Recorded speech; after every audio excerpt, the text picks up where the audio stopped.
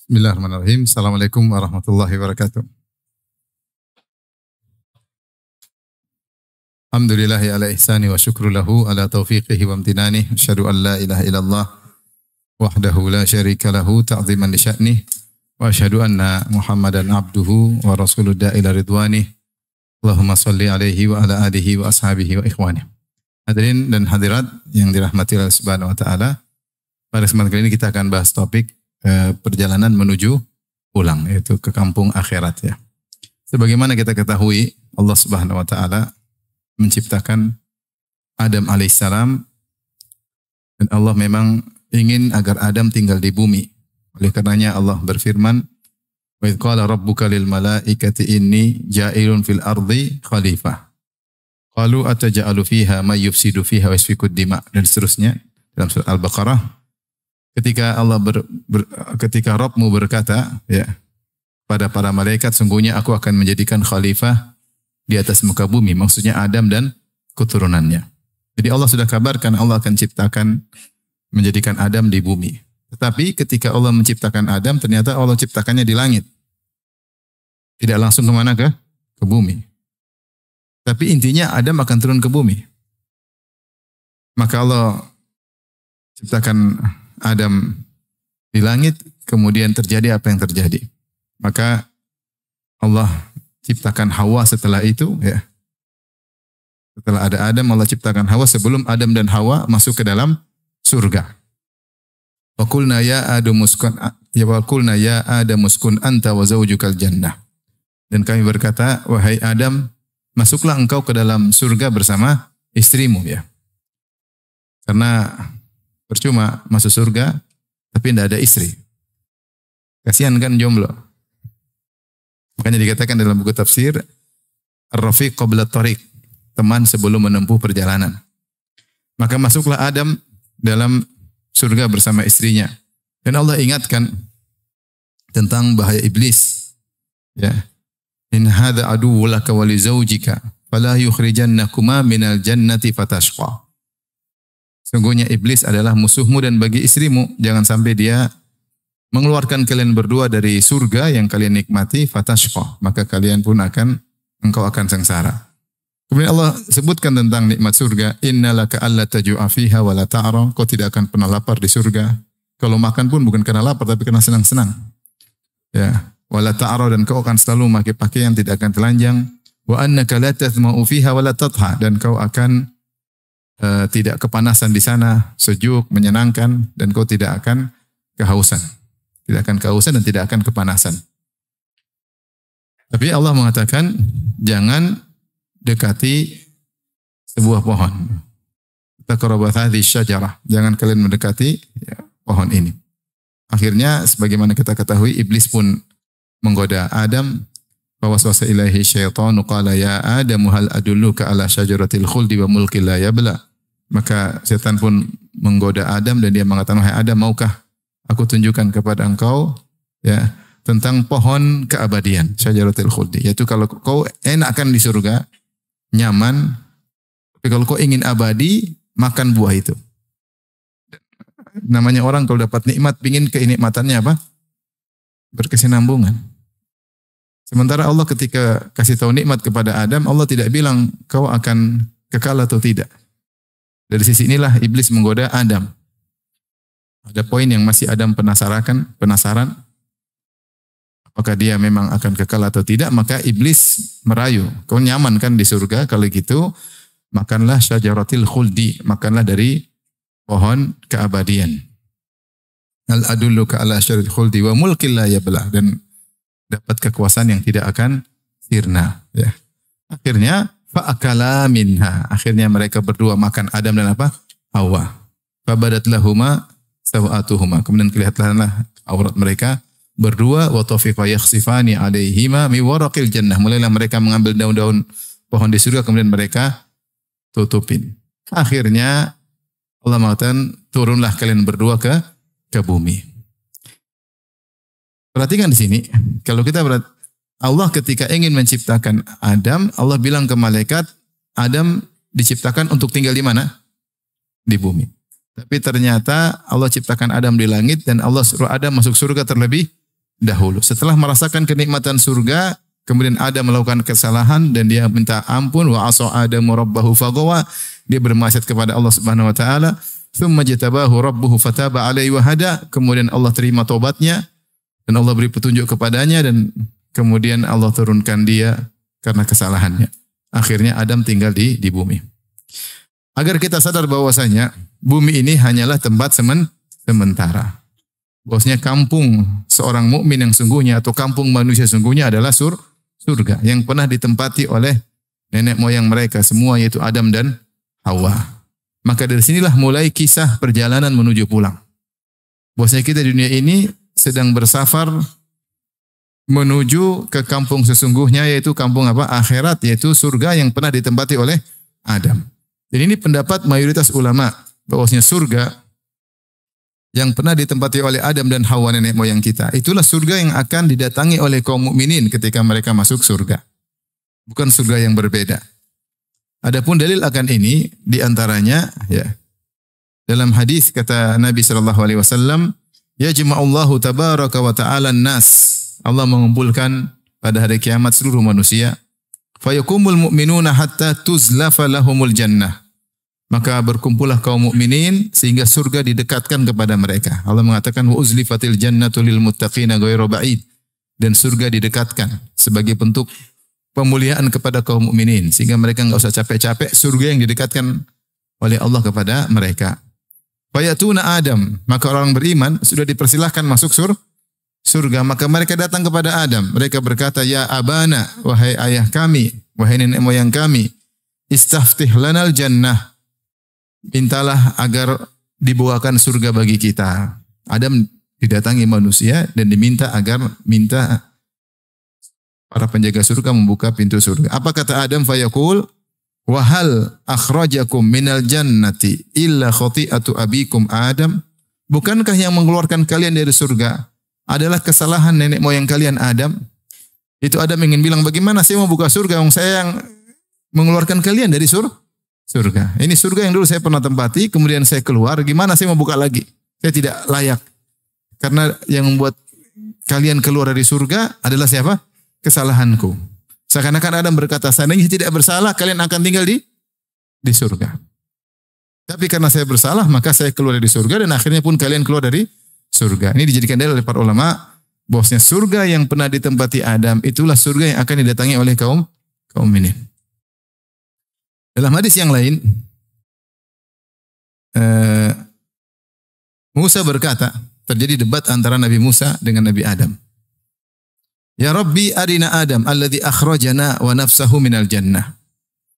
Ya Rabb, tunjukkanlah kepada kami Adam yang telah mengeluarkan kami dan dirinya dari surga. Fa'arahu Allahu Adam, maka Allah munculkan Adam kepada Nabi Musa. Faqala anta abuna Adam, kata Musa alaihissalam, engkau bapak kami, nenek moyang kami Adam. Faqalahu Adam, na'am, iya, saya nenek moyang kalian. Musa berkata, anta alladhi nafakhallahu fika min ruhi, apakah engkaulah Adam yang Allah telah meniupkan ruhnya, yaitu dari ruh yang Allah ciptakan kepadamu menjadi spesial. Wa 'allamakal asma'a kullaha, dan Allah mengajarkan engkau seluruh nama-nama. Wa amaral malaikata fasajadu laka, dan Allah perintahkan malaikat sujud kepadamu. Qala na'am, kata Adam benar. Kemudian Musa berkata, fama hamalaka ala an akhrajtana wa nafsaka minal jannah. Apa yang membuat engkau mengeluarkan kami dan dirimu dari surga? Adam bertanya, man anta? Siapa kamu ini nanya-nanya? Siapa engkau? Qala ana Musa, saya Musa. Cucumu. Musa cucunya Adam kan? Ada. Anta nabiyyu Bani Israel alladhi kallamaka Allah min wara'il hijab. Engkaukah Nabi Bani Israel yang Allah berbicara langsung di balik hijab, di balik tabir, di tanpa malaikat, langsung berbicara langsung. Lam yaj'al bainaka wa bainahu rasulan min khalqihi. Allah tidak mengambil rasul antara engkau dengan Allah Subhanahu wa taala. Itu Allah bicara langsung. Qala na'am, benar. Qala afama wajadta anna dzalika kana fi kitabillahi qabla an ukhlaq? Tidakkah kau dapati dalam kitabullah, dalam Taurat ya, bahwasanya aku akan tinggal di dunia dan terjadi apa yang terjadi sebelum aku diciptakan? Maksudnya aku tidak tahu takdir bahwasanya saya bakalan turun ke mana? Ke bumi, bahwasanya saya akan dicipta di langit tapi melanggar turun ke bumi. Qala na'am, saya sudah tahu. Qala fabima talumuni fi syai'in sabaqa minallahi ta'ala fil qada'i qabli? Terus kenapa kau cela aku pada perkara yang sudah Allah tetapkan sebelum aku diciptakan? Qala Rasulullah sallallahu alaihi wasallam, Rasulullah ketika menceritakan kisah diskusi atau debat antara Adam dan Musa, kata Rasulullah sallallahu alaihi wasallam, hina inda dzalik fahajja Adamu Musa fahajja Adamu Musa. Adam menang debat daripada Musa, Adam mengalahkan Musa dalam diskusi tersebut. Sisinya di sini, sisi pendalilan dari hadis ini, di mana Musa berkata, "Wa ma fama hamalaka ala an akhrajatan wa nafsaka minal jannah?" Apa yang buat engkau mendorongmu untuk mengeluarkan kami dan engkau dari surga? Ya, artinya Musa seakan berkata, kita akhirnya tidak tinggal di surga, ya, karena engkau melanggar. Kalau surga yang dituju oleh kaum mukminin adalah surga yang lain, maka tidak pas Musa mencela Adam. Tapi karena surga yang dituju adalah sama, surga yang dituju oleh orang beriman, itulah surga yang pernah ditempati oleh Nabi Adam, maka disitulah kemudian Musa alaihissalam mencela Nabi Adam alaihissalam. Ya. Kemudian juga di antara dalil bahwasanya surga adalah surga yang sama. Ya. Bahwasanya Allah berfirman, ihbitu ba'dukum li ba'dhin adu. Allah menyuruh Adam untuk turun di atas muka bumi.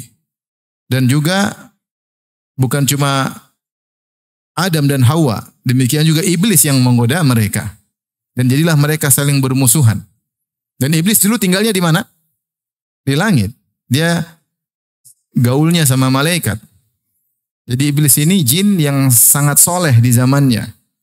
Sangat berilmu. Saking dia soleh dan sangat berilmu, maka dia gaulnya dengan para malaikat. Kedudukannya tinggi. Makanya ketika Allah berfirman, "Wa idz qulna lil malaikati isjudu li Adama fasajadu illa iblis." Ketika kami berkata kepada malaikat, sujudlah kepada Adam, seluruh malaikat sujud kecuali siapa? Iblis. Akan-akan iblis dalam rombongan malaikat. Dan malaikat tempatnya di mana? Di langit atau di bumi? Di langit. Jadi iblis gaulnya sama malaikat di langit, dan iblis menggoda Adam juga di mana? Di langit. Yang menunjukkan surga yang pernah Adam tempati letaknya di mana? Di langit. Kemudian mereka semua disuruh turun oleh Allah Subhanahu wa taala, di mana iblis kesibukannya adalah menggoda Adam alaihissalam. Ini semua dalil bahwasanya surga yang pernah ditempati Adam itulah surga yang akan dimasukin oleh kaum mukminin di kemudian hari di akhirat kelak. Tentu ada pembahasan. Ada yang mengatakan, ya Ustaz, bukankah waktu ada masuk surga ada yang dilarang? Adapun surga yang akan didatangi tidak ada yang terlarang katanya. Semua boleh dimakan kecuali apa? Sajarat, sebuah pohon yang dinamakan iblis dengan pohon khuldi. Namanya surga padahal tidak demikian. Dan bukankah kalau di surga pasti abadi? Kenapa Adam tidak abadi? Intinya ini pembahasan yang benar bahwasanya tetap saja surganya sama. Ya, hanya saja Adam ketika masuk ke surga awal bukan sebagai balasan amal solehnya. Karena dia memang belum beramal soleh. Langsung masukkan ke surga. Adapun dia tidak boleh makan sebuah buah pohon di situ dari sebuah pohon di situ. Ya karena Allah memang sedang mengujinya. Ya. Sebagaimana kalau nanti orang-orang masuk surga. Laki-laki perempuan. Tidak boleh juga sebagian laki-laki kemudian mendekati istri dari anggota surga yang lain. Nggak boleh. Dia hanya boleh main sama bidadari. Nggak boleh sama istri orang yang lain. Ya, tetap saja ada aturan. Tetap saja ada aturan. Demikian juga penghuni surga bertingkat-tingkat. Tidak boleh yang dibawa kemudian main-main ke atas nggak mau pulang. Enak di sini. Bidadarinya lebih cantik. Saya nggak mau turun. Nggak bisa juga. Jadi tetap ada aturan. Tetap ada aturan ya. Intinya ini pendapat mayoritas ulama bahwasanya surga yang pernah ditempati Adam itulah surga yang kita disuruh untuk menuju ke surga tersebut. Kita disuruh untuk kembali ke kampung yang sesungguhnya kampung akhirat, darul akhirat. Dari sini ternyata kita ini semua adalah musafirun, sedang bersafar. Dan banyak destinasi-destinasi yang harus kita lewati. Dimulai dari janin, destinasi pertama. Setelah itu destinasi di alam dunia yang sedang kita hadapi ini. Destinasi berikutnya adalah alam barzakh. Destinasi berikutnya adalah al-mahsyar, padang mahsyar. Di padang mahsyar sehari seperti 50.000 tahun. Kemudian penghujung terakhir, fariqun fil jannah wa fariqun fis sa'ir. Sekelompok di surga dan sekelompok di neraka. Maka ternyata kita semua sedang safar. Destinasi pertama sudah kita lewati, alam janin. Sekarang kita destinasi yang kedua. Destinasi yang kedua ini, di alam dunia ini, tidak lama, ditinjau dari destinasi yang berikutnya. Kita hidup di dunia 60-70 tahun, sebagaimana sabda Nabi SAW, a'maru ummati baina sittin ila sab'in wa aqalluhum man yajuzu dzalik. Umur umatku antara 60-70 tahun, hanya sedikit yang melampaui 70 tahun. Rata-rata kita meninggal 60-70. Apalagi kita hobi makan gorengan. Bisa jadi lebih cepat. Tapi gorengan repot.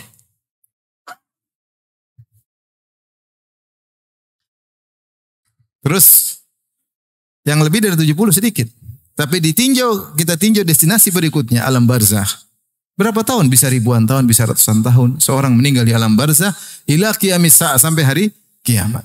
Entah berapa tahun, di antara nenek moyang kita ada yang sudah ribuan tahun di alam barzakh. Ada yang baru ratusan tahun. Jelas jauh lebih lama daripada keberadaan dia di atas muka bumi ini. Kemudian setelah itu dibangkitkan di padang mahsyar yang sehari seperti 50.000 tahun. Fi yaumin kana miqdaruhu 50 alf sanah. Di hari yang ukurannya seperti 50.000 tahun. Setelah itu surga dan neraka abadi tanpa ada penghujung. Dari sini kita tahu bahwasanya destinasi kita di dunia dibandingkan dengan lamanya di alam barzakh, lamanya di alam padang mahsyar, kemudian surga dan neraka, maka 60-70 sangat sebentar. Sangat sebentar. Tetapi sebentar inilah yang merupakan tempat kita mengumpulkan bekal sebanyak-banyaknya. Menuju kepada destinasi berikutnya yang sangat membutuhkan bekal tersebut. Jadi kita sedang musafir dan kita sedang mengumpulkan bekal yang banyak untuk masuk pada destinasi-destinasi berikutnya.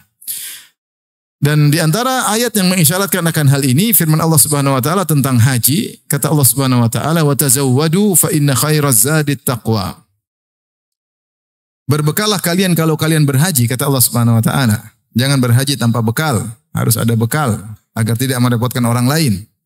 Kalau kalian punya bekal, harus bawa bekal. Kalau kalian memang ahli, punya hirfah, punya keahlian untuk kerja, silakan haji. Yang penting bisa cari nafkah sendiri. Jangan minta-minta sama orang lain. Jangan mengharap belas kasih orang lain. Bahkan bekal bukan cuma bekal untuk perjalanan haji, bekal untuk yang ditinggalkan anak istri. Kata Allah, wa tazawwadu. Setelah itu Allah berfirman, fa inna khairaz zadi taqwa, dan sebaik-baik bekal adalah ketakwaan. Sebagian ahli tafsir seperti Al-Qurtubi dalam tafsirnya mengatakan ini isyarat setelah Allah menyebutkan perjalanan dunia, safar dari rumah menuju Ka'bah untuk haji. Allah isyaratkan ada safar yang lebih dahsyat. Safar menuju hari akhirat yang membutuhkan takwa. Maka Allah isyaratkan dengan firman-Nya, fa inna khairaz zadi taqwa, sebaik-baik bekal yaitu dalam safar menuju akhirat adalah ketakwaan.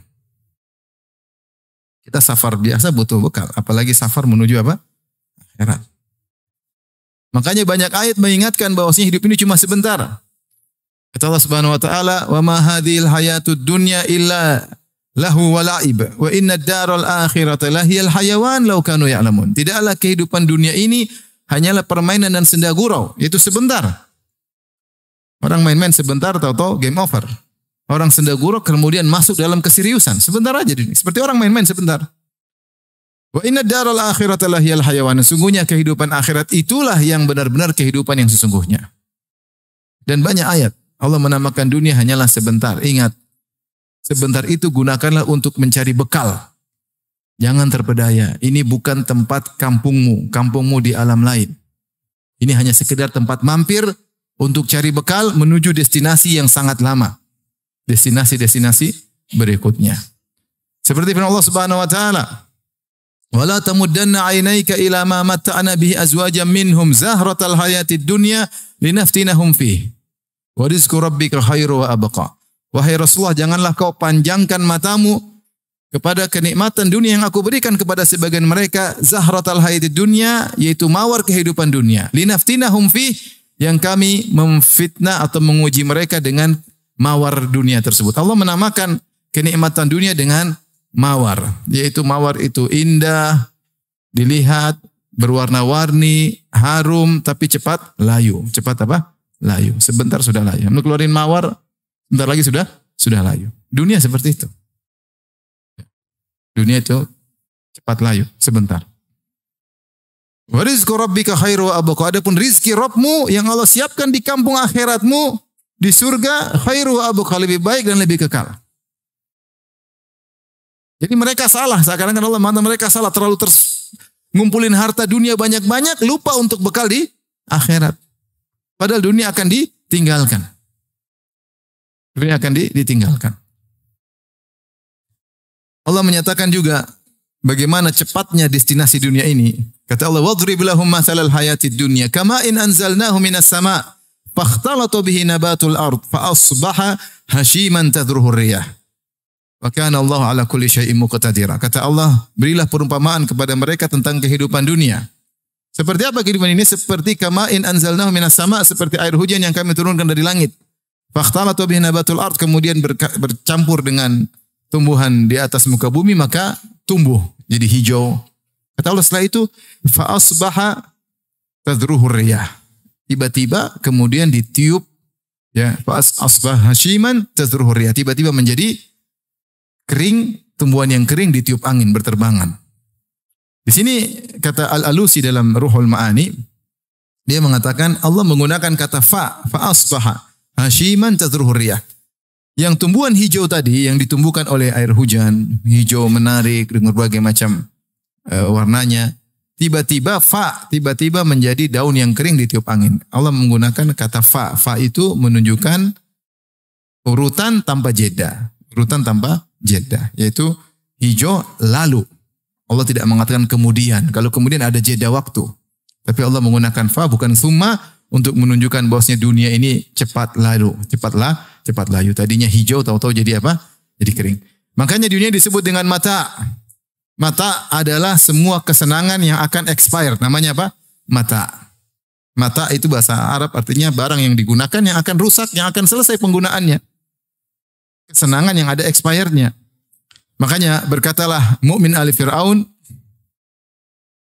wa qala alladhi amana ya qaumi ittabi'uni ahdikum sabilar rasyad.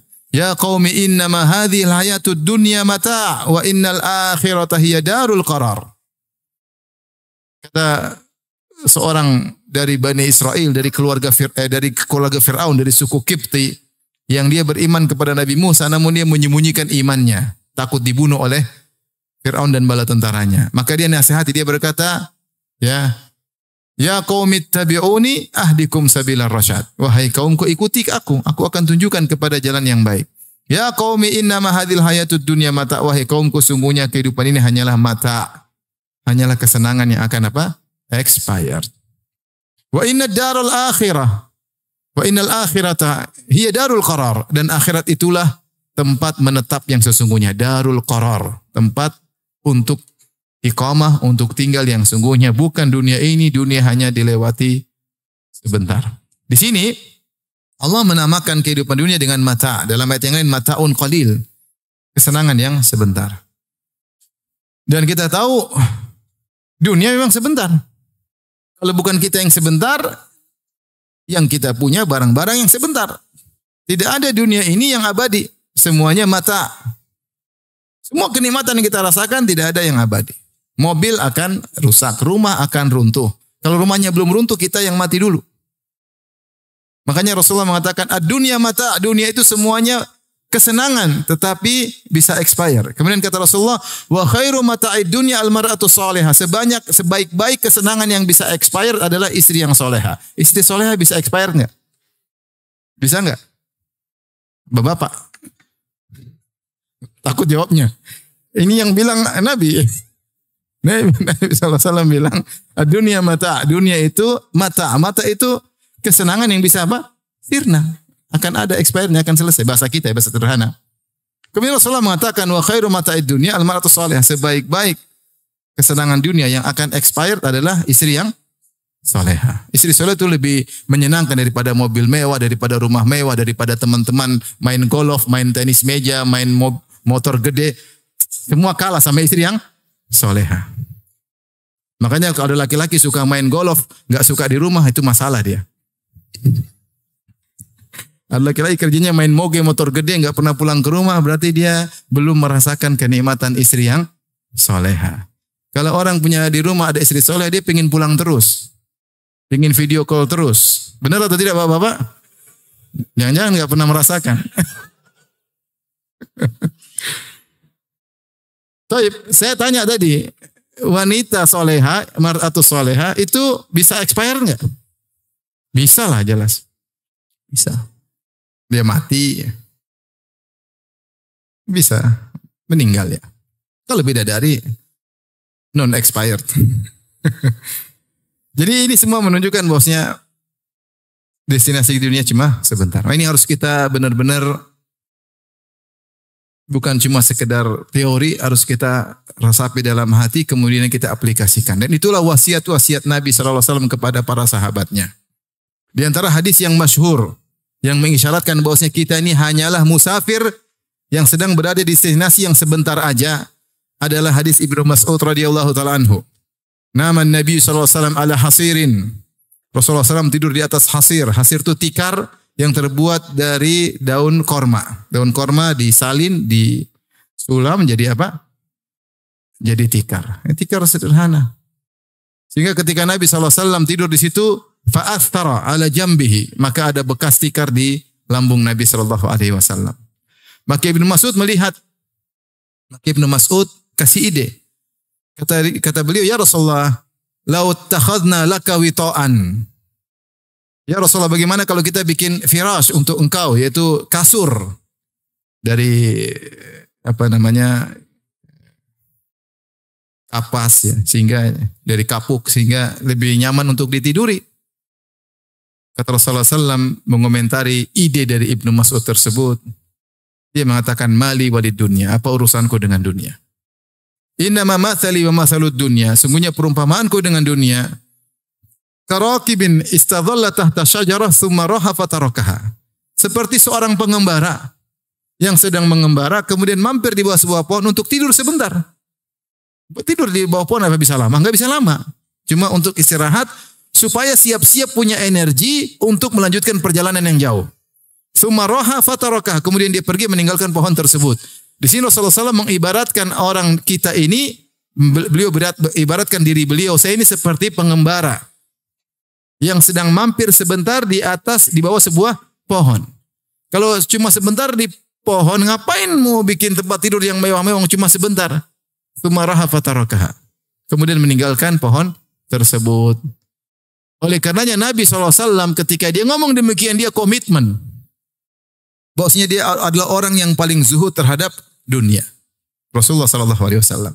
Dalam sebagian riwayat disebutkan oleh Ibnu Hajar dalam Fathul Bari, seorang wanita datang ke rumah Nabi di rumah Aisyah, mendapati tikar Nabi, maka dia bawakan kasur yang lebih bagus buat Nabi, hadiah. Ketika Nabi pulang, Nabi bilang, dari mana? Aisyah bilang, dari hadiah dari orang. Kata Nabi, kembalikan. Kalau saya pengen dunia, Allah akan kasih saya jadikan gunung-gunung menjadi apa? Emas. Rasulullah suruh kembalikan. Maka Rasulullah jadilah imamuz zahidin, imamnya orang paling zuhud. Karena dia mengatakan apa? Mali walid dunia, apa urusanku dengan dunia? Saya cuma perlu sedikit untuk perjalanan berikutnya ke destinasi yang lebih panjang. Oleh karenanya di antara dalailin nubuwah, di antara bukti bahwasanya Nabi adalah seorang Nabi, itu di antara mukjizat kalau bahasa kita. Mukjizat Nabi adalah komitmen Nabi dalam kezuhudan. Nabi selalu zuhud dari awal hidupnya sampai akhirnya. Kalau Nabi bukanlah seorang Nabi, mungkin sesekali dia senang-senang. Mungkin sesekali dia jalan-jalan, mungkin sesekali dia naik moge, kalau ada moge. Rasulullah tidak pernah sama sekali. Ini dalil dia sama sekali tidak ingin dunia. Sama sekali tidak ingin dunia. Dia tidak ingin dunia sama sekali. Makanya saya sering sampaikan hadis tentang Fatimah ketika Fatimah minta pembantu kepada Nabi Shallallahu Alaihi Wasallam karena Fatimah miskin, dia harus kerja, kemudian dia memutar roha, yaitu alat penggulung gandum, sampai tangannya majalat yaduha, sampai tangannya menjadi pecah-pecah dan ngapal, ya. Tidak halus lagi sebagaimana wanita yang biasanya. Kemudian dia tahanat, dia pun menumbuk biji-biji korma untuk dijadikan makanan bagi ternak. Kerjaan beliau Fatimah. Kemudian dia membuat adonan, kemudian dia membuat roti, dia bakar di tungku hatta atharat fi wajhiha, sampai wajahnya kena panasnya api. Tidak halus seperti wanita-wanita zaman sekarang, mini kurpidikur. Ya. Apalagi apa istilahnya kalau wajah itu? Skincare. Apalagi ada istilah buat wajah apa? Facial. Masya Allah. Glowing, kinclong. Wajah beliau kena api. Kemudian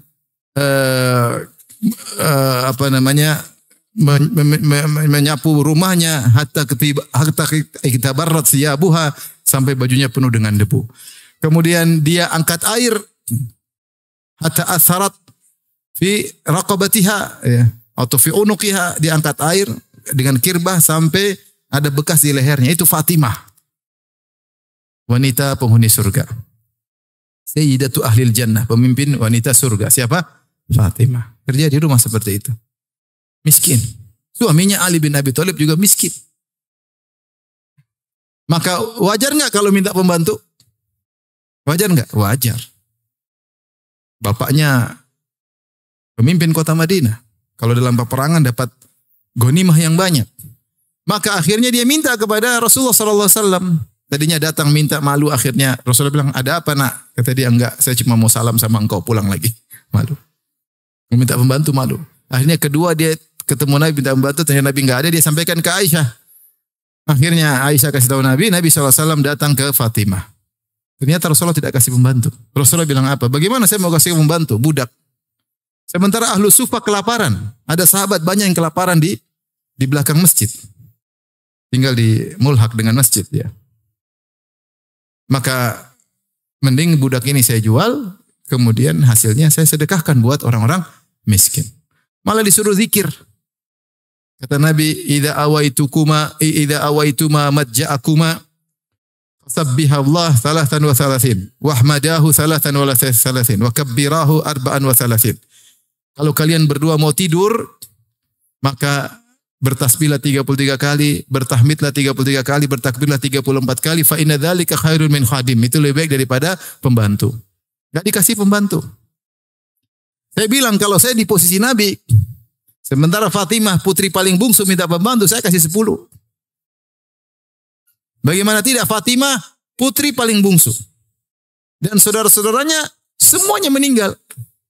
Keluarga Nabi dan Khadijah dengan 6 anak, yang tersisa cuma Nabi dengan Fatimah. Sampai Fatimah diberi gelar Ummu Abiha, ibu bapaknya sendiri. Artinya apa? Karena Fatimah ketika semua sudah meninggal, dia menempati kedudukan Khadijah. Dia yang ngurus Nabi SAW. Kalau Nabi sakit, dia jenguk Nabi SAW.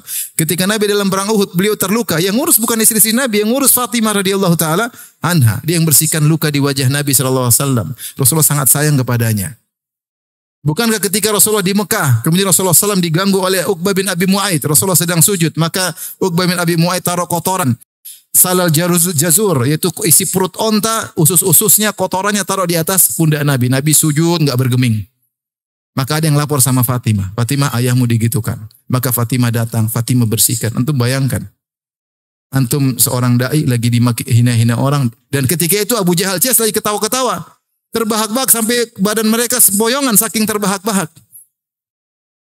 Terus putri kita datang si kecil, bersihkan. Itu benar-benar luar biasa. Setelah itu Fatimah sendiri masih remaja. Dia hadapin Abu Jahal dia maki mereka habis-habisan. Setelah Rasulullah habis sholat, Rasul angkat tangan. Allahumma alaika bi Quraisy. Ya Allah, binasakan Quraisy. Mereka takut. Jarang-jarang Nabi mendoakan keburukan. Biasanya Nabi mengatakan, berilah hidayah kepada mereka. Kali ini enggak. Kata Nabi, Allahumma alaika bi Quraisy. Ya Allah binasakan Quraisy. Allahumma alaika bi Abi Jahal. Ya Allah binasakan Abu Jahal. Mereka semua dengar doa Nabi. Alaika bi Uqbah bin Abi Mu'aid. Rasulullah sebutkan 7 orang. Binasakan si fulan, si fulan, si fulan, si fulan. Semuanya tewas di perang Badar. Tapi siapa yang menolong Nabi ketika itu? Putrinya Fatimah radhiyallahu anha. Si kecil ini sekarang minta pembantu. Kira-kira kalau kita jadi Nabi kasih berapa pembantu? 20. Tapi Nabi ternyata tidak. Dia ngajarkan kepada putrinya untuk zuhud. Kata Nabi SAW, Isbiri ya Fatimah. Inna khairan nisa allati nafa'at ahlaha. Sabarlah wahai Fatimah. Sungguhnya sebaik-baik wanita adalah yang bermanfaat bagi keluarganya. Yang kerja, ngurus rumah. Ini semua pahala. Ini semua apa? Pahala. Maka Nabi adalah orang yang paling komitmen untuk zuhud. Karena dia tidak menganggap dunia ini sebagai sesuatu. Dia tahu destinasi dunia cuma sebentar. Karenanya ketika para ulama mengomentari hadis Nabi SAW, hadis Abu Hurairah, ma'aban Nabi SAW tu'aman qad. Ini syahahu akalahu wa in karahu tarakahu. Rasulullah SAW tidak pernah mencela makanan sedikit pun. Kalau dia suka dia makan, kalau enggak dia biarin aja. Tidak pernah komentar. Kata para ulama tidak pernah mengatakan terlalu asin. Tidak pernah mengatakan kurang asin. Kata mereka, kenapa Nabi tidak pernah ngomentari makanan? Karena bukanlah pikiran dia ngurusin makanan. Kalau kita sehari berapa kali komentar makanan? Komentar mulu. Kurang banyak.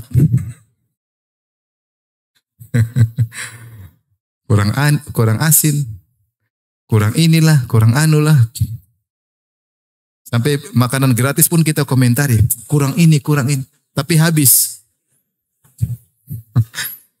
Menakjubkan Nabi SAW. Kenapa tidak pernah komentar makan disebut? Karena beliau tidak pernah mikirin dunia.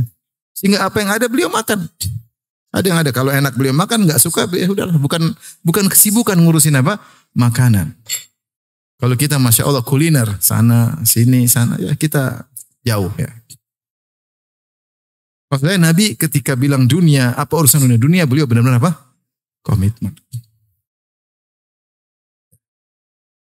Masu'ila an syai' faqala la. Rasulullah SAW tidak pernah diminta sesuatu kemudian bilang enggak ada. Enggak. Rasulullah kalau ada pasti kasih. Karena dunia ini enggak ada nilainya bagi dia. Dia mengatakan seandainya saya punya emas sebesar gunung Uhud, tidak lewat 3 hari kecuali sudah habis. Saya akan sedekahkan ke sana. Illa syai'un arsuduhu lid-dain. Kecuali saya sisakan sedikit untuk bayar hutang kalau saya punya hutang. Kalau enggak saya habiskan. Itu Nabi SAW. Sampai ketika beliau meninggal, apa kata Aisyah? Laqad tufiya Rasulullah SAW. Wa ma min syai'in fi baiti, wa ma fi baiti min syai'in ya'kuluhu dhu kabidin illa syatru sya'irin fi raffin li. Ketika Nabi SAW meninggal dunia, tidak ada tersisa suatu apapun yang bisa dimakan oleh makhluk bernyawa. Yaitu manusia nggak bisa makan, hewan nggak bisa makan, kecuali hanya sedikit gandum yang saya simpan di rakku. Itu saja. Peninggalan Nabi SAW.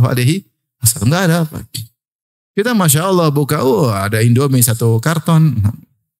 Buka kulkas masih banyak ada telur omega. Jadi lapar nih. Masya Allah. Kalau tinggal buka, pencet aja apa aja bisa. Masya Allah. Rasulullah. Benar-benar zuhud karena dia tidak anggap dunia. Ya apa kata Aisyah radhiyallahu taala anha? Ra'ainal hilal thummal hilal thummal hilal. Kami melihat hilal fi syahrain. Wa ma uqida fi buyuti azwajin Nabi sallallahu alaihi wasallam. Dan tidak ada api dinyalakan di rumah istri-istri Nabi selama 2 bulan berturut-turut. Itu enggak ada api nyala. Kalau enggak ada api nyala berarti apa? Enggak ada teh panas. Enggak ada kopi panas. Enggak ada sayur panas, enggak ada. Enggak ada roti, enggak ada api yang nyala. Apa yang mau dimasak? Maka ditanya, "Wa ma ta'amukum ya ummah?" Apa yang kau makan ya wahai ibunda? Al-aswadani. Cuma korma dan air putih. Terkadang sebagian kaum Ansor meminjamkan ontanya atau kambingnya, kami perah susunya, kami kembalikan. 2 bulan enggak ada makan masakan yang dimasak sama sekali. Enggak rebusan, enggak gorengan. Dan Nabi bertahan sampai istrinya demikian. Oleh karenanya ketika istrinya sempat kejadian minta tambahan uang dapur, maka Rasulullah bilang, kita cerai, nggak bisa. Mau hidup sama saya harus sabar. Disebutkan, ini namanya ayatul takhir dalam surat Al-Ahzab.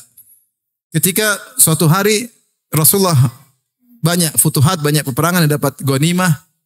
Rasulullah mengatakan ghanimah tersebut didapatkan oleh sebagian sahabat, kemudian diberikan kepada istri-istri mereka, maka istri-istri Nabi melihat ada istri-istri sahabat yang dapat harta agak banyak, maka mereka sepakat minta tambahan uang dapur bahasa kita kepada Nabi. Maka Nabi pun sedih. Maka Nabi tinggal di Mashrubah, satu tempat yang sederhana. Semua rumah istrinya dia tidak datang sama sekali. Hampir sebulan. 9 istrinya dia tidak datang sama sekali. Kenapa? Ini bersepakat minta tambahan uang dapur. Sampai sahabat nangis. Antum bayangkan antum punya ustadz, istrinya 4, ustadznya tidur di masjid. Nangis nggak antum? Ada yang bilang rasain lu katanya. Sahabat nangis ketika itu. Karena mereka peduli dengan Nabi SAW, ini cerai atau tidak. Istri 9 gak ada yang datangi. Rasulullah tunggu petunjuk dari Allah Subhanahu wa Ta'ala. Ini istri minta tambahan uang dapur. Keluar dari batasan zuhud. Dia tentu tidak minta banyak-banyak, tapi untuk bisa sama Nabi punya standar tinggi. Maka turunlah firman Allah Subhanahu wa Ta'ala surah Al-Ahzab, Ya ayuhan nabi, kulli azwajika in kuntunna turidun hayatad dunya wa zinataha fata'alaina umatti'kunna wa usarrihkunna sarahan jamila. Katakanlah Nabi, katakan kepada istri-istrimu, kalau kalian ingin kehidupan dunia dan perhiasannya, kemarilah saya kasih. Setelah itu kita cerai baik-baik. Wa in kuntunna turidun Allah wa rasulahu wad darul akhirah fa innallaha adda lil muhsinati minkunna ajran azima. Tapi kalau kalian ingin akhirat, ingin surga, maka Allah siapkan ganjaran yang besar bagi orang baik di antara kalian. Semua bilang kami ingin bersama engkau wahai Rasulullah. Aisyah datang. Kata Rasulullah, pilih mana? Kata Aisyah, tentu pilih engkau ya Rasulullah. Kata Rasulullah, tunggu dulu. Musyawarah sama bapak ibumu. Enggak perlu ya Rasulullah. Enggak ada musyawarah. Saya pilih engkau. Subhanallah. Akhirnya mereka jadi semakin mulia. Karena untuk hidup bersama Nabi harus zuhud. Zuhud. Makanya ikhwan kita ya mungkin tidak bisa zuhud seperti Nabi. Tapi kalau ada api tidak nyala di rumah, 1 bulan sabar. Penting ada.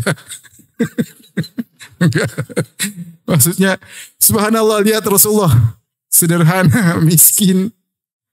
Dan Nabi berdoa, Allahumma rzuq ala Muhammadin qutan. Allahumma ja'al rizqa ali Muhammadin qutan. Ya Allah, jadikanlah rezeki keluarga Muhammad qutan. Qutan itu kafafan, sekedarnya. Saya sampai sekarang belum berani doa dengan doa itu. Belum berani saya. Demi Allah saya belum berani. Entah saya kuat, entah istri saya kuat, anak saya kuat, saya belum tuh kuat. Saya cuma minta kebahagiaan. Tapi minta, ya Allah jadikanlah rezeki keluarga kami pas-pasan, berat. Itu doa Nabi. Tidak berlebihan, tidak kekurangan, pas-pasan.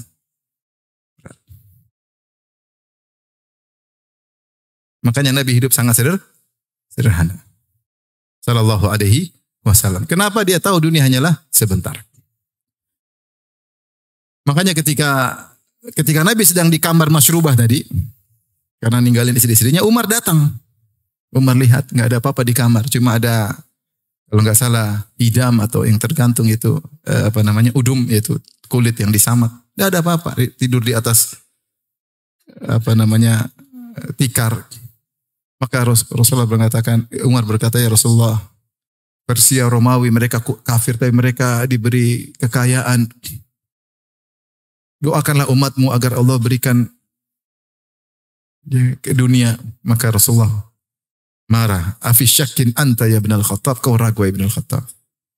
Mereka adalah kaum yang Allah segerakan dunia bagi mereka. Walanal akhir. Untuk kita adalah akhirat. Inilah Nabi Shallallahu Alaihi Wasallam. Rumahnya sederhana.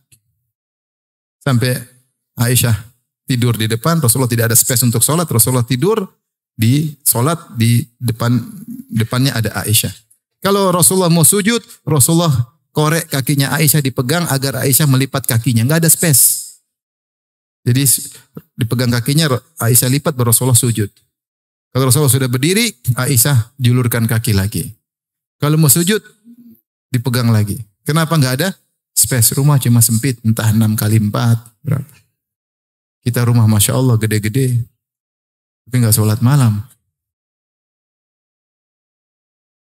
Rasulullah sendiri berkata dalam hadisnya, arba'un minas sa'adah. Di antara 4 sebab kebahagiaan. Kata Nabi, baitun wasi'. Rumah yang luas. Benar, orang punya rumah luas sebab kebahagiaan. Tapi Nabi sendiri tidak milih rumah luas. Dia milih rumah yang sempit. Tapi itu rumah bahagia. Kenapa? Karena dibacakan Al-Quran dan hadis-hadis Nabi. Kata Allah, وَذْكُرْنَا مَا يُتْلَى فِي بُيُوتِكُنَّ مِنْ آيَاتِ اللَّهِ وَالْحِكْمَةِ. Wahai istri Nabi, ingatlah apa yang dibacakan di rumah kalian. Berupa ayat-ayat Allah dan hadis-hadis Nabi. Itulah sumber kebahagiaan. Meskipun rumah kecil, tapi kalau dipenuhi dengan ayat-ayat Allah, maka bahagia. Rumah besar, tapi nggak ada ayat-ayat Allah, sumber kesengsaraan. Sumber kesengsaraan. Baik. Ini sekitar saya tadi istitrat, yaitu saya bahas tentang bagaimana Nabi zuhud. Karena dia tahu bahwasanya dunia ini hanyalah sementara. Ini komitmen. Bukan sekedar kita mungkin ngomong, pandai ngomong, prakteknya kita belum bisa seperti Nabi SAW. Dan di antara bukti kenabian Nabi, Rasulullah komitmen dengan kezuhudannya. Tidak pernah sekali-sekali senang-senang, nggak pernah. Maksudnya bermewah-mewah nggak pernah sama sekali. Karena bagi dunia tidak ada nilainya. Kemudian hadis yang menunjukkan makna ini bahwasanya kita semua sedang musafir. Hadis masyhur, hadis Ibnu Umar radhiyallahu ta'ala anhuma. Akhadha Nabi SAW bimangkibayya. Rasulullah pegang pundak Ibnu Umar. Belum masih muda, dipegang pundaknya. Rasulullah kasih nasihat kepada seorang pemuda. Yang ketiga itu mungkin dia belum menikah, Ibnu Umar. Kata Rasulullah SAW, kun fid dunya ka'annaka gharibun aw 'abiru sabil. Kata Nabi, wahai Ibnu Umar, jadilah kau di dunia ini ka'annaka gharibun, seakan-akan kau orang asing. Aw 'abiru sabil, atau seorang yang sekedar numpang lewat, musafir yang numpang lewat. Rasulullah kasih 2 pilihan. Pilihan pertama lebih ringan. Jadilah kau seperti orang asing. Apa itu orang asing? Orang asing, orang pergi ke kotanya orang, dia tidak punya keluarga, enggak punya kenalan, enggak punya kerabat, enggak punya teman yang mengayominya, hanyalah orang asing sehingga dia tidak banyak gaul dengan orang-orang, tidak terpukau dengan rumah-rumah mewah karena dia orang asing, dia ada kerjaan sedikit kemudian dia pergi. Beda kalau orang setempat, dia pingin lama di situ, punya kenalan, ketawa ketiwi, main sana main sini. Enggak, orang asing apa? Enggak ada yang kenal dia. Enggak ada orang panggil untuk makan gorengan pagi hari, enggak ada. Enggak ada yang ngajak makan malam, enggak ada. Enggak ada yang ngajak ngobrol, enggak ada. Karena orang asing, enggak ada yang kenal dia. Sehingga bagaimana orang asing? Orang asing kan tidak nyaman situ. Dia hanya sekedar secukupnya, ada keperluan, kemudian apa? Pergi. Sebenarnya mengatakan isyarat bahwasanya janganlah kau hasad, kau hanya sebentar di situ. Kau orang asing dan kau akan kembali ke kampungmu. Dunia ini asing bagimu, kampungmu di surga. Maka ambillah kebutuhanmu dan jangan terpedaya dengan rumah yang mewah, mobil yang indah. Kayak orang asing. Orang asing mana hasad sama orang? Dia enggak hasad karena ini bukan kampung dia. Dia hasad di sana. Kalau ada orang di kampungnya kaya, dia hasad. Tapi kalau cuma di kampung orang lain, dia tidak hasad. Karena tidak ada yang kenal dia. Rasulullah ajarin, kamu kalau di dunia nggak usah hasad. Kalau di akhirat, hasadlah. Supaya kau lebih tinggi surgamu di akhirat. Supaya kau lebih cantik bidadarimu di akhirat. Supaya kau lebih kaya di akhirat. Jadi kalau antum lagi di luar naik motor butut ya. Terus ada mobil mewah lewat. Nanti di akhirat lihat. Gitu dong. Belum tentu. Belum tentu kau bos di sini, bos di sana juga. Lihat nanti kayak gitu. Baca Quran semangat. Saingan hasad di akhirat bukan di sini. Di sini tidak perlu hasad-hasatan. Kita orang asing kata Nabi SAW. Dan orang asing tidak banyak gaul. Gaul secukupnya. Cukupnya. Jangan buang-buang waktu. Terlalu banyak grup WhatsApp. Grup sampai 20 habis waktu. Grup 1, grup 2, grup 3, grup 4, grup 5 sampai grup 20.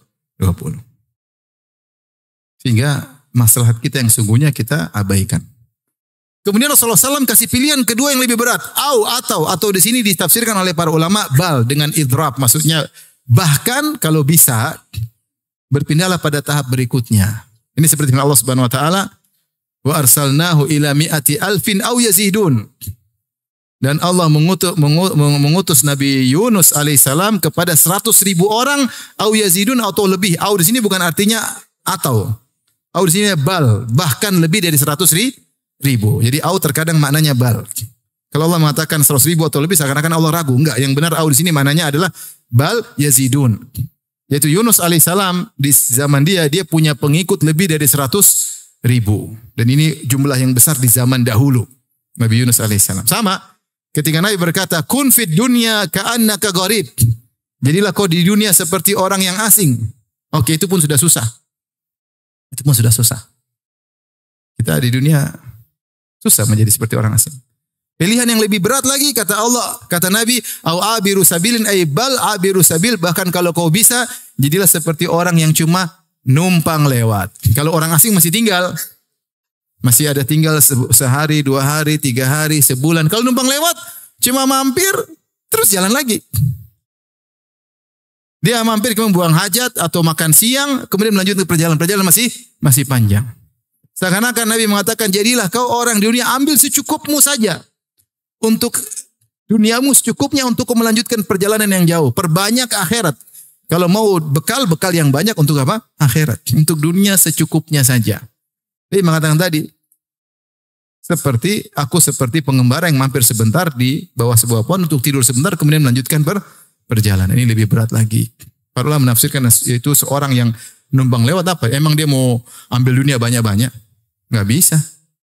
Dia ambil dunia banyak-banyak, dia nggak bisa jalan, cuma numpang lewat. Dia ambil secukupnya aja karena dia mau pergi. Secukupnya paling buang hajat, makan, lanjut lagi. Tidak lama banyak. Ini lebih berat lagi. Kita di dunia kalau bisa ngambil sebanyak-banyaknya, sebanyak-banyaknya. Kita lemah. Dari sini, inilah perjalanan kita menuju kampung akhirat. Menuju kampung kita yang sesungguhnya. Bagi orang beriman, kampungnya tadi surga. Dan perlu kita sadari bahwasanya destinasi kita di dunia hanyalah sebentar dengan sangat sebentar. Tetapi sebentar ini ternyata adalah penentu untuk destinasi berikutnya. Siapa yang di destinasi ini menjadi orang soleh, maka dia akan bahagia pada destinasi berikutnya. Siapa yang di dunia ini ternyata dia enggak benar, bekal akhiratnya sedikit, maka dia akan sengsara pada destinasi berikutnya.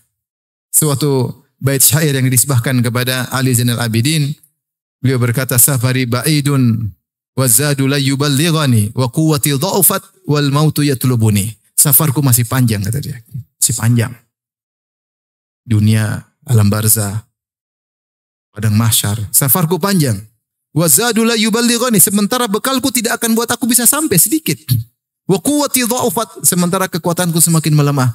Wal mautu yatlubuni. Sementara kematian terus mengejarku. Kata seorang penyair, tazawwad minat taqwa fa innaka la tadri idza janna al-lailu hal ta'ishu ila al-fajri. Berberkalah dengan ketakwaan, sungguhnya kau tidak tahu jika telah tiba malam hari apa kau bisa hidup sampai besok hari. Apa kau bisa hidup sampai terbit fajar? Tidak ada yang tahu. Wa kam min sahihin mata min ghairi illatin wa kam min saqimin ashahina min ad-dahri. Betapa banyak orang sehat tahu-tahu meninggal dunia tanpa sakit sebelumnya. Banyak sekali. Banyak sekali. Banyak mati tiba-tiba.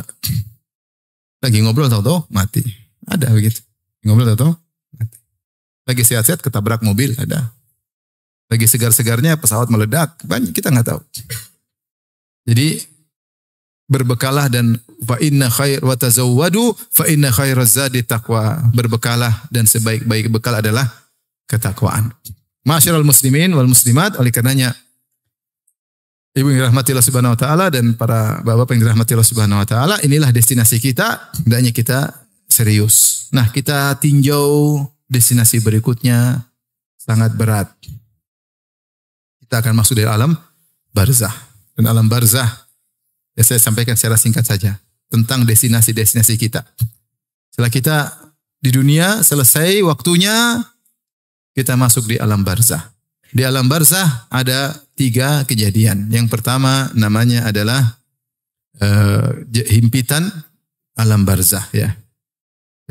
Himpitan alam barzah. Setiap orang akan merasakan himpitan tersebut. Kata Nabi SAW, ya, dhammatul qabr, lau naja minha la naja Sa'ad bin Mu'adz radhiyallahu anhu. Kalau ada orang selamat dari himpitan tersebut, maka pasti selamat Sa'ad bin Mu'adz. Tapi Sa'ad bin Mu'adz saja yang meninggal, ihtazza arsyur rahman, sampai arsy Allah bergetar ketika Sa'ad meninggal karena mulianya Sa'ad itu pun mengalami himpitan di alam barzah. Itu adalah suatu hal yang dilewati seperti orang sakit di dunia akan dia lewati. Seperti sakaratul maut ada rasa sakit sebelumnya. Sama ketika masuk alam barzah juga ada himpitan alam barzah. Setelah itu akan ada banyak fitnah kubur. Fitnah kubur ditanya oleh malaikat Munkar dan Nakir. Aswadani azraqani, berwarna hitam dan biru. Yuqalu li ahaduhuma Munkar wal akhar Nakir. Yang satu dikatakan Munkar, yang satunya namanya Nakir. Dan Munkar artinya suatu yang asing, yang aneh. Bentuknya aneh, mengerikan. Nama Munkar dan Nakir menunjukkan penampakan kedua malaikat tersebut sangat mengerikan. Maka dikatakan aswadani azraqani, hitam dan biru. Mengerikan. Dan kita tahu dalam hadis-hadis bagaimana ada orang diadab kubur gara-gara tidak bersih ketika kencing. Dan ada orang diadab kubur gara-gara dia namimah, mengadu domba. Dalam sebagian riwayat gara-gara dia gibah. Gara-gara dia gibah. Kata Rasulullah SAW, "Wa ma yu'adzabani fi kabirin bal kabir." Mereka berdua diadab bukan karena perkara besar, yaitu menurut mereka ini perkara ringan, padahal dia besar di sisi Allah Subhanahu wa taala. Kalau diadab kubur gara-gara cuma tidak bersih kencing atau namimah atau ghibah, bagaimana lagi dengan dosa-dosa yang lain? Mengerikan. Setelah itu dibangkitkan, maka kemudian akan dikumpulkan di padang mahsyar. Watuduna syams, matahari didudukkan dalam jarak satu mil. Panas, keringat bercucuran. Panas dari matahari yang dekat dan sempitnya manusia. Panas. Sehingga ada yang keringatnya sampai kedua kakinya, ada keringatnya sampai di lututnya, ada keringatnya sampai pinggangnya, ada keringat sampai mulutnya. Kata Al-Ghazali rahimahullahu ta'ala, siapa yang di dunia sering keringat karena Allah, dia akan sedikit keringatnya kepada hari itu. Dia keringat karena berdakwah, dia keringat karena menyambung silaturahmi, dia keringat karena urusan umat, dia keringat karena sholat malam, dia keringat karena puasa, maka akan sedikit keringatnya. Siapa yang tidak pernah berkeringat karena Allah, maka dia akan sengsara pada hari tersebut. Kemudian setelah itu Rasulullah SAW sujud, kemudian minta agar Allah segera datang memulai persidangan. Wa ja'a rabbuka wal malaku saffan saffa. Maka datanglah Allah, saya singkatin aja sebenarnya panjang ya, masing-masing punya pembahasan tersendiri. Allah datang dan diiringi oleh para malaikat, maka Allah mulai persidangan. Semua yang bermasalah akan disidangkan oleh Allah. Jangankan manusia, hewan yang bermasalah akan disidang oleh Allah Subhanahu wa taala. Kata Rasulullah SAW, la tu'addunnal huquqa ila ahliha hatta yuqada li syaltil jalha min syaltil qarna. Sungguh kalian akan mengembalikan hak manusia hari kiamat kelak, yaumul qiyamah. Jangankan kalian manusia, hewan, kambing yang tidak bertanduk pernah ditanduk sama kambing nakal yang bertanduk, dia akan mengkisos kambing yang bertanduk. Makanya dalam hadis Abu Dzar, ketika Rasulullah SAW melihat ada 2 ekor kambing yang saling tanduk-tandukan, tantatihan, maka Rasulullah berkata, ya, 5 tantatihan. Kenapa 2 kambing tersebut saling tanduk-tandukan? Kata Abu Dzar, la adri, aku tidak tahu. Kata Rasulullah SAW, walakinna Allah yadri. Tapi Allah tahu kenapa mereka 2 saling tanduk-tandukan. Fasayaqdi bainahuma yaumal qiyamah. Dan Allah akan menyidang mereka berdua pada hari kiamat. Yaitu Rasulullah ingin bilang, jangankan kalian hewan aja disidang, apalagi kalian. Awwalu ma yuqda bainan nas fid dima. Kemudian Rasulullah yang pertama kali disidang urusan darah. Ngeri urusan darah. Yang pernah bunuh, yang pernah ini, yang pernah mukul, itu pertama disidang. Sampai orang yang pernah dibunuh, dia berdiri pegang tangan yang pembunuhnya sambil satu tangannya memegang kepalanya. Kemudian kepalanya berbicara, ya Rabbi hadza qatalani. Ya Rabbku, dia telah bunuh saya. Allah tanya, kenapa kau bunuh dia? Kalau karena jihad, karena fisabilillah, selamat. Kalau enggak, binasa hari tersebut. Semua akan disidang. Hatta latmah, satu tamparan, satu kata-kata. Zalim kepada orang, semua akan disidang. Semua akan disidang. Makanya hati-hati, jangan zalimin orang. Jangan makan harta orang lain. Jangan menjatuhkan harga diri orang lain. Jangan pernah mukul orang lain. Jangan pernah punya andil dalam memukul orang lain. Jangan sama sekali. Kita dizalimi enggak ada masalah. Kita dizalimi, kita akan ambil hak kita di akhirat. Tapi kalau kita yang menzalimi, kita binasa. Kita binasa. Kata Rasulullah SAW, "Adzulmu dzulumatun yaumal qiyamah." bahwasanya kezaliman adalah kegelapan yang bertumpuk-tumpuk pada hari kiamat kelak. Orang akan sengsara pada hari tersebut, orang-orang yang zalim. Orang yang zalim. Mengerikan. Tapi orang yang baik akan bahagia. Intinya setelah disidang, kemudian dihisab. Dihisab. Hisab itu apa? Diaudit. Allah audit. Kau pernah begini, kau pernah begini, kau pernah begini. Semua diklasifikasikan. Ini amal soleh, ini amal buruk. Fungsinya audit. Antum kalau diaudit KPK takut nggak? KPK. Dia baru buat catatan, ketahuan. Oh ternyata kita kemarin kumpul-kumpul ketahuan. Itu baru catatan ke KPK. Gimana lauhil mahfuz? Kalau ada orang buka akun kita misalnya, kemudian dia bongkar, itu kita sudah ketakutan. Gimana lauhil mahfuz? Semua terbuka. Mengerikan. Hari yang sangat dahsyat ketika itu. Maka Allah hisab, intinya tujuan hisab adalah audit untuk mengklasifikasikan. Jadi Allah benar enggak? Benar enggak? Mau debat silakan. Enggak ada yang berani debat sama Allah. Kalau di dunia kita bisa bawa pengacara, kita bisa sogok hakimnya, di sini mana bisa? Di Allah, di akhirat mana bisa? Saksinya malaikat, saksinya kulit berbicara, kaki berbicara. Ada catatan amal, mau lari dari mana? Nggak bisa. Dan Allah Maha tahu segalanya. Setelah itu, setelah diklasifikasikan, baru kemudian ditimbang. Dan ketika seorang dibangkitkan, sudah mulai kelihatan orang-orang kafir bagaimana dibangkitkan dalam kondisi terbalik, matanya buta, tuli, bisu, jalan di atas kepala, wajahnya hitam, matanya biru, itu orang kafir.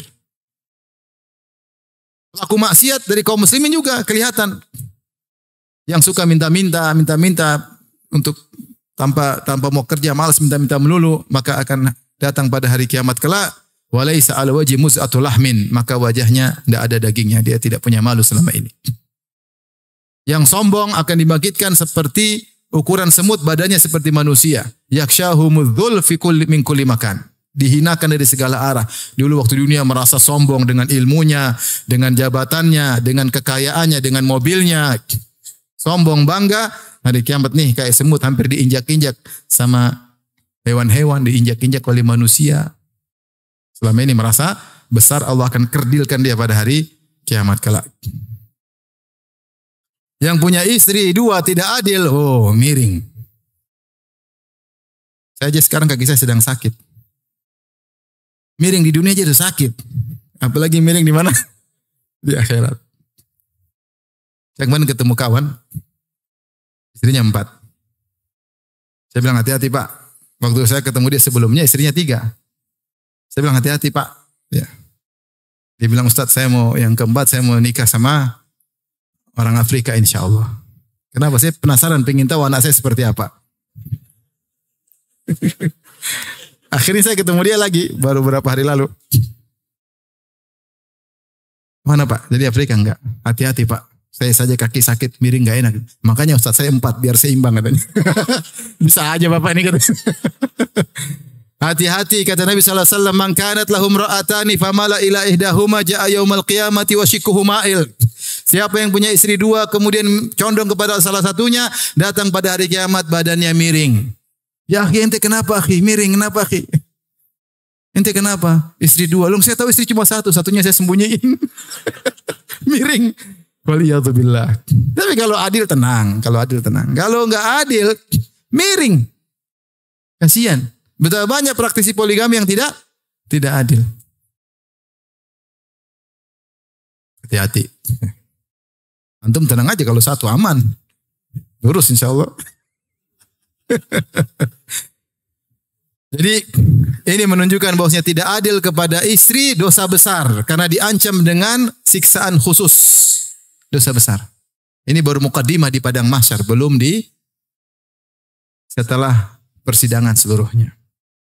Sementara orang-orang soleh akan diperlihatkan. Orang yang rajin bersedekah, orang yang meninggal dalam kondisi ihram, orang yang mati syahid, orang yang senang puasa, orang suka adzan. Kata Rasulullah, al-mu'adzinina atwalun nasi a'naqun yaumal qiyamah. Orang tukang adzan lehernya paling tinggi kelihatan dari jauh. Kenapa? Selama ini dia meninggikan kalimat Allahu Akbar, maka dia kelihatan dari jauh. Orang yang berpuasa maka bau mulutnya harum. Ya. La khaluf fami shaim atyabu indallahi min rihil misik. Sungguhnya aroma mulut orang yang berpuasa lebih harum daripada minyak kasturi. Sebenarnya mengatakan di akhirat. Orang mati syahid dia bangun dalam kondisi tubuhnya berdarah. Al-launu launu dam, warnanya warna darah, warihu rihul misik, tapi aromanya aroma minyak kasturi. Seterusnya akhirnya setelah dihisab, dimizan, ditimbang. Ya, ada yang mengatakan sebelum dihisab diterima catatan amal. Yang terima tangan atau tangan kiri baru dihisab. Ada yang mengatakan setelah dihisab baru kemudian menerima catatan amal. Setelah dihisab, dimizan, setelah itu terjadilah kegelapan. Kemudian orang-orang kafir langsung diantar menuju neraka jahanam. Ikutilah semua orang mengikuti apa yang dia sembah. Maka Yahudi mengikuti Uzair. Ada yang berbentuk Uzair menggiring mereka. Mereka merasa menggiring di surga, ternyata digiring di neraka jahanam. Yatasaqatun, mereka berjatuhan. Nasara ada yang menjelma seperti Nabi Isa. Disangka mereka digiring menuju surga, ternyata digiring menuju apa? Neraka jahanam. Yang menyembah rembulan, yang menyembah matahari, yang menyembah siapapun akan digiring menuju neraka jahanam. Adapun yang tersisa cuma orang-orang muslimin dan orang munafik yang semua KTP-nya Islam. Maka mereka tersisa setelah mereka disuruh lewat sirat. Maka lewatilah orang beriman dahulu, orang munafikin belakangan. Orang munafik dikasih cahaya oleh Allah. Karena untuk lewat sirat harus ada cahaya. Ketika dia pegang cahaya sudah senang, tahu-tahu cahayanya diredupkan oleh Allah Subhanahu wa taala. Ketika itu orang-orang beriman berdoa, Rabbana atmim lana nurana wa ghufir lana. Ya Rabb kami, sempurnakanlah cahaya kami, jangan diredupkan seperti orang munafik. Wa ghufir lana, ampunilah kami tahu dosa kami yang membuat cahaya redup. Ampunilah kami agar cahaya kami tetap bertahan. Maka berjalanlah orang-orang melewati sirat. Orang munafik semua masuk neraka jahanam, neraka paling dasar bahkan. Orang beriman, maka tiga, ada yang tercabik-cabik, akhirnya jatuh ke neraka jahanam. Itu orang-orang yang dosanya tidak harus, orang dosanya membuat mereka masuk neraka, tapi mereka mukmin, masih Islam. Cabik-cabik masuk neraka. Nanti suatu saat mereka akan keluar. Yang kedua tercabik-cabik, ya, tetapi tidak masuk neraka. Najin, mukardas najin. Tercabik-cabik, tetapi selamat. Yaitu dosa-dosa mereka tidak mengharuskan masuk neraka, maka cukup dibalas ketika di atas sirat. Karena di sirat ada kalalib, ada khototif, besi-besi, ada hasakah, ada 3 model besi yang tajam-tajam. Ada yang berduri, ada yang cabik-cabik, mencabik-cabik siapa saja yang lewat di situ. Dan yang terakhir, najin musallam, selamat tidak terkena cabikan besi sama sekali. Yang selamat ini macam-macam. Ada yang seperti kalbark, seperti cahaya kilat cepat sekali terus sampai. Ada yang seperti angin berhembus, ada yang seperti kuda yang berlari cepat, ada yang seperti onta yang berlari, dan ada seperti orang yang berlari, ada yang sampai tertatih-tatih, merangkak. Dia berkata, Ya Rabbi, lima abda'ta bi. Dia merangkak, Ya Allah, kenapa kau buat aku lambat? Kata Allah, innama abda'a bika amaluk. Yang bikin kau lambat adalah amalmu sendiri. Amalmu sendiri. Di antara hal yang paling memudahkan orang untuk bisa lewat sirat dengan cepat adalah menyambung silaturahmi dan amanah. Kata Nabi SAW, akan datang rahim dan amanah. Ala jambatai sirat, di samping sirat. Siapa yang menyambung silaturahmi, maka akan dipus untuk segera cepat. Siapa yang tidak nyambung silaturahmi, ditahan di situ. Rahim tahan dia. Sama amanah. Siapa yang amanah, maka akan cepat. Siapa yang tidak amanah, dia akan tertahan di situ. Di situlah Nabi berkata, Az-zulm zulumatun yaumal qiyamah, kezaliman adalah kegelapan yang bertubi-tubi. Siapa yang suka zalim, dia tidak akan dapat cahaya di atas sirat, dia akan terjatuh. Kalau nggak ada cahaya, dia nggak bisa lihat. Dia jatuh, masuk neraka jahanam. Hati-hati, jangan zalim. Jangan zalim sama istri. Jangan suka zalim sama istri. Sakitin hati istri, terus sampai istri kurus, antum gemuk. Nggak boleh. Kalau mau gemuk sama-sama. Jangan zalimi anak. Anak nggak diurus. Main HP mulu, anak nggak diurus. Nggak diajarin agama. Zalim sama anak. Jangan zalim sama pembantu, dimaki-maki, direndahkan, dihina. Ingat dia manusia. Saudara kita sama muslim. Jangan zalim sama anak buah, jangan zalim sama supir. Ingat dia seorang muslim. Belum tentu di akhirat kita kedudukannya lebih tinggi dari dia. Belum tentu sama sekali. Belum tentu. Saya sering bilang bagaimana kita merasa lebih baik daripada pembantu. Saya punya pembantu, dia digaji, seluruh gajinya dia kirim sama ibunya. Semua 100%. dan dalam waktu yang lama. Siapa di antara kita seperti itu? Kemudian kita merasa lebih baik daripada pembantu ini. Pembantu ini berbakti sama orang tuanya. Dia capek-capek kerja, dimarah-marahin, semua hasilnya dia kirim ke orang tua. Justru kita merasa lebih baik daripada pembantu kita? Belum tentu. Jangan zalim. Jangan zalim sama siapapun. Jangan mentang-mentang kita punya jabatan, kita merendahkan orang. Mentang-mentang kita punya ilmu, kita merendahkan orang. Jangan zalim. Kezaliman, inna dzulma dzulumatun yaumal qiyamah. Kezaliman adalah kegelapan yang bertubi-tubi pada hari kiamat. Setelah itu tinggal terakhir surga dan neraka. Surga. Begitu injak kaki di surga, alhamdulillahilladzi adhaba annal hazan. Semua kesedihan hilang.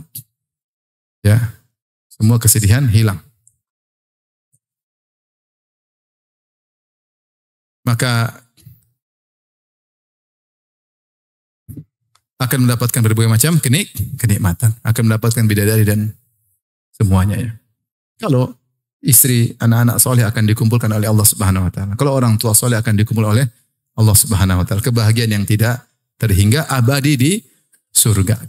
Ini saja yang bisa sampaikan. Maka siapa yang berhasil sampai ke surga, maka dia telah pulang ke kampung halamannya. Siapa yang mampir ke neraka, dia salah pulang. Mungkin bekalnya kurang. Mungkin dia lupa tujuan dia. Tidak mikir kampung halamannya. Dia pikir cuma destinasi dunia sehingga dia lupa.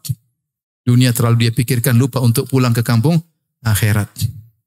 Kata Rasulullah SAW, mal faqra akhsha alaikum, bukanlah kemiskinan aku khawatirkan kepada kalian. Innama akhsha alaikum antubsata alaikum dunia. Yang aku khawatirkan jika dunia dibukakan bagi kalian.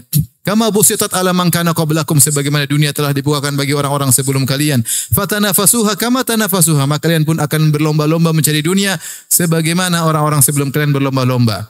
Fatuhlikukum kama ahlakathum, maka dunia akan binasakan kalian sebagaimana kalian dibinasakan oleh orang-orang sebelumnya dibinasakan oleh dunia. Ingat, dunia itu banyak, ketenaran, harta, banyak-banyakan, alhaakumut takatsur, kalian telah terlalaikan dari banyak-banyakan. Banyak-banyakan harta, banyak-banyakan mobil, tinggi-tinggian jabatan, banyak-banyakan pengikut, banyak-banyakan ini ngeri. Sibuk dengan dunia, tahu-tahu meninggal, game over ya. Maka hati-hati, semoga Allah menjadikan kita selalu mengingat kampung apa? Akhirat. Semoga kita pulang benar. Sampai di mana? Di surga. Amin ya rabbal alamin. Demikian saja yang saya sampaikan. Semoga bermanfaat. Tapi demikian saja kajian kita. Subhanakallah bihamdik asyhadu an la ilaha illa anta astaghfiruka wa atubu ilaik. Assalamualaikum warahmatullahi wabarakatuh.